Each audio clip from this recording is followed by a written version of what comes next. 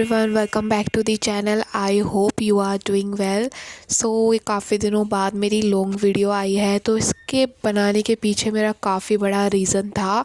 तो काफ़ी दिनों से मैं सिर्फ मिनी व्लॉग ही अपलोड कर रही थी, कोई लॉन्ग व्लॉग वगैरह मैंने नहीं डाला था।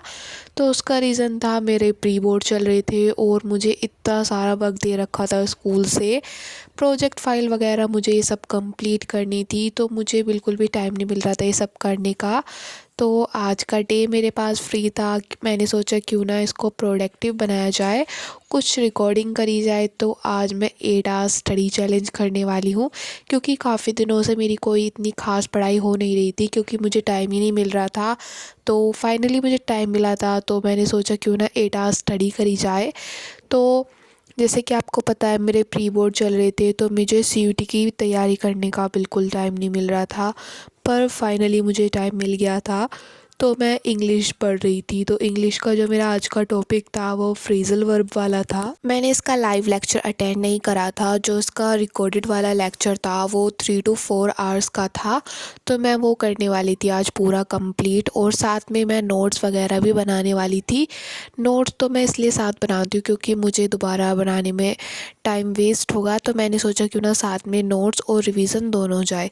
जो ये वाला टॉपिक है, ये मैंने पहले भी कर रखा था फ्रेजल वर्ब वाला, जब मैं रिकॉर्डेड लेक्चर देख रही थी। पर अब इन्होंने जो अपना मंजिल 5.0 यूट्यूब की फ्री सीरीज़ स्टार्ट करी है, मैं उस पर दोबारा से फ्रेजल वर्ब वाला देख रही थी टॉपिक, ताकि रिवीजन हो जाए। वैसे तो ये काफ़ी इजी चैप्टर है और ये मैंने काफ़ी बार रिवाइज भी कर रखा है, तो मुझे इतनी प्रॉब्लम नहीं आ रही समझने के लिए। बस ये लेक्चर मैं इसलिए देख रही थी क्योंकि मुझे अपना रिवीजन करना था। इसके नोट जो मैंने पहले बनाए थे वो इस लेक्चर से काफ़ी डिफरेंट थे। इस लेक्चर में हमने काफ़ी इजी तरीके से हमें नोट्स बनाने सिखाए, और किस तरीके से हम प्रॉब्लम को सॉल्व कर सकते हैं। वो जो मेन पर्पस था इस लेक्चर का, वो हमारा प्रैक्टिस कराने के ऊपर था। मैम ने कॉन्सेप्ट कम समझाए थे और प्रैक्टिस पे काफ़ी ज़्यादा ध्यान दिया था। जैसे कि आप देख रहे हो, जब मैं क्वेश्चंस कर रही हूँ माइंड मैप के फॉर्म में कर रही हूँ और डायग्राम बना के कर रही हूँ, ताकि मुझे रिवाइज़ करने में काफ़ी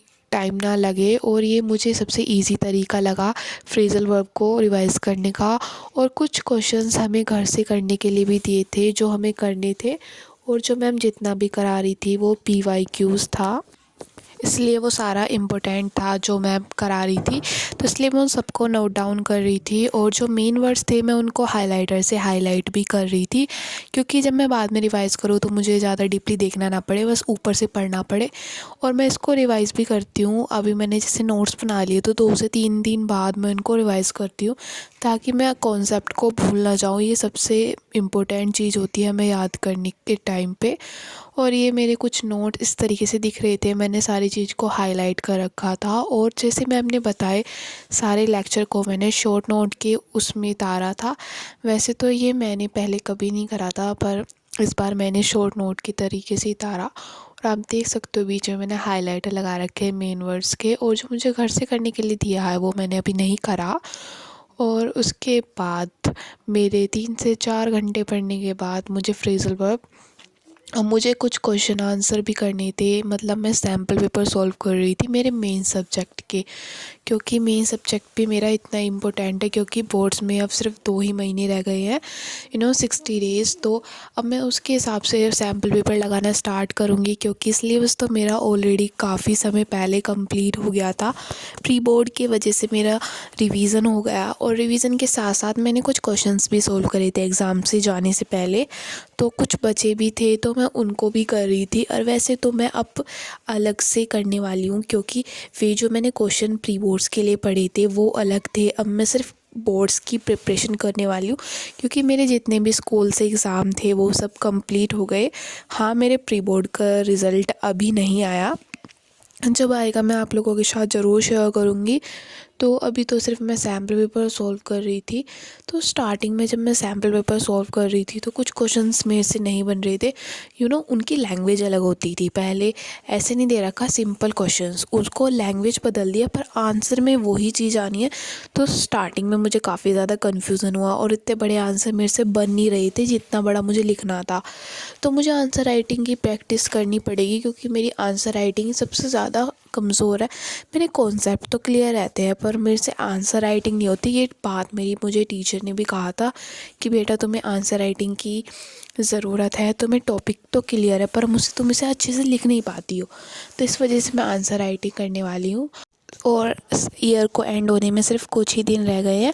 तो जब मैं वीडियो अपलोड करूँगी तो 9 डेज़ रह गए होंगे मेरे न्यू ईयर के। तो मैं 9 डे का स्टडी चैलेंज करने वाली हूँ। तो मैं शॉर्ट वीडियो 9 डे तक डेली अपलोड करूँगी। उसमें मैं अपना सिलेबस वगैरह रिवाइज़ करूँगी और कुछ सीयूईटी के जितने भी मेरे बैकलॉग्स बने हुए हैं उनको कंप्लीट करने वाली हूँ। और साथ में मैं सैम्पल पेपर सॉल्व करूँगी अपने मेन सब्जेक्ट का। और जो मेरे सबसे लोअर टॉपिक हैं जो मेरे बिल्कुल भी नहीं आते उनको सबकी स्टडी मैं करने वाली हूँ इन 9 दिनों में। तो अब से मेरे मिनी व्लॉग आनेंगे 9 दिन तक लगातार, क्योंकि 9 डे का मेरा स्टडी चैलेंज है। तो ये है ओसवाल बुक के सैम्पल पेपर सीबीएसई के क्लास 12th के हिस्ट्री के। तो ये बुक सबसे बेस्ट होने वाली है जो आप 2026 की बोर्ड की प्रिपरेशन कर रहे हैं उसके लिए। तो इसमें आपको फ्रंट पेज आप देख सकते हो, इसमें आपको इस तरीके से मिलने वाला है। और उसके बाद मिलेगा आपको प्रिडिक्टिव एनालिसिस 2026 के एग्ज़ाम के लिए। और साथ में इसको आपको यहाँ पे टॉपर की आंसर शीट मिलने वाली है हैंड रिटन, जो 2025 का टॉपर था उसकी। आप देख सकते हो कितने अच्छे तरीके से आंसर को बुक में दे रखा है, ऊपर क्वेश्चन दे रखे हैं एंड उसके बाद यहाँ आपको आंसर मिलने वाले हैं। और ऐसे ही यहाँ पर आपको इस बुक में मिलेगा हमारे इस तरीके के माइंड मैप। ये हर चैप्टर के माइंड मैप आपको मिलने वाले हैं, तो आप इनको रिवाइज़ कर सकते हो। ये आपकी हेल्प बहुत करने वाले हैं। और इसके बाद में आपको कुछ वन टिप नोट्स मिलेंगे जो मैंने रिवाइज़ करे थे अपने एग्ज़ाम से पहले प्री बोर्ड में।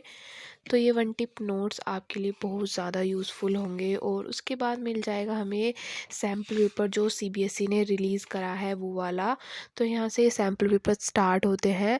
तो ये वाला सैम्पल पेपर हमें सॉल्व मिला था, इसके आंसर्स हमें पहले मिल गए थे। और उसके बाद हमें कुछ ऐसे सैम्पल पेपर मिले हैं जो सॉल्यूशन के साथ नहीं है, पर हम उनके आंसर पीछे एंड में जाके चेक कर लेंगे। ये कुछ इस तरीके से हमें क्वेश्चन दे रखे हैं। और फिर हमें मिलने वाले हैं अनसॉल्व के प्रैक्टिस पेपर।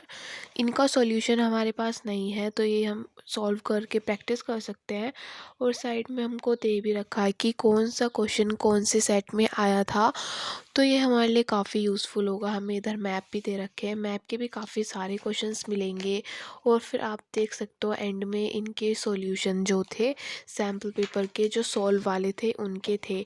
तो इस तरीके से बुक में मिलने वाला है। ये बुक काफ़ी ज़्यादा यूज़फुल है अगर आप क्लास 12 सीबीएसई के स्टूडेंट हैं और आप एक अच्छी बुक ढूंढ रहे हैं अपनी प्रिपरेशन के लिए बोर्ड के लिए। तो ये सबसे बेस्ट बुक है। और एंड में आपको ये हाई स्कोरिंग चीट शीट मिलने वाली है, तो आप इसको ज़रूर एनालाइज़ करें। तो ये बुक काफ़ी ज़्यादा अच्छी है और इसका प्राइस भी एफोर्डेबल है। आप अमेज़ोन या फ्लिपकार्ट से इसे ख़रीद सकते हैं। आप देख सकते हो इस तरीके से आपको हर सब्जेक्ट की मिलने वाली है। तो जस्ट